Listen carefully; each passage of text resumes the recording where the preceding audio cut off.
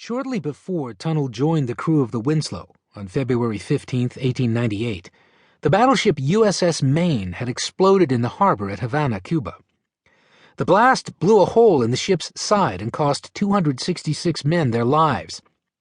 President William McKinley had dispatched the Maine to Havana in response to Congress's agitation to do something about the unrest in Cuba, 90 miles off the U.S. shore.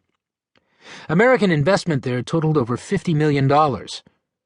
Struggles against Spanish colonial rule had raged off and on for 3 decades, only recently becoming a full-fledged war of independence in 1895. José Martí led the nationalist movement that encouraged all of the island's people to think of themselves as Cubans, put aside racial differences, and throw out their Spanish rulers. Spain's General Valeriano Weyler, a.k.a. the Butcher, hoped to quell unrest by moving rural Cuban families into concentration camps. At least 200,000 people died in them. By 1823, when the Monroe Doctrine discouraged European countries from interfering in the Western Hemisphere, most Central and South American countries had gained independence. In 1898, Spain retained only 2 colonies there, Puerto Rico and Cuba. Weyler's cruelty contributed to the American perception that Spain was an autocratic throwback to a feudal time, and liberating Cuba became a humanitarian imperative. African Americans in particular hoped for the establishment of a Negro Republic on the island. Republican businessmen and bankers urged a reluctant McKinley to protect their Cuban commercial interests, predominantly in the sugar sector. The Democrats, a minority in both houses of Congress, pushed for war to establish democracy in Cuba, even though they feared an ongoing occupation would disadvantage U.S. labor and flood the South with Catholic, mixed-race Cubans. The recently defeated Democratic presidential candidate William Jennings Bryan saw entering the Cuban conflict as a way to fulfill the country's Christian imperative, its manifest destiny to bring democracy to the oppressed. The sinking of the Maine proved the catalyst that solidified U.S. public opinion and persuaded McKinley to ask Congress to declare war.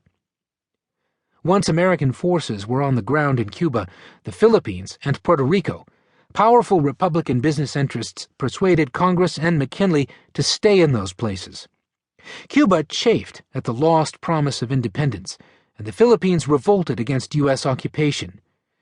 The outcome confounded Democrats, who deplored the country's new imperial role.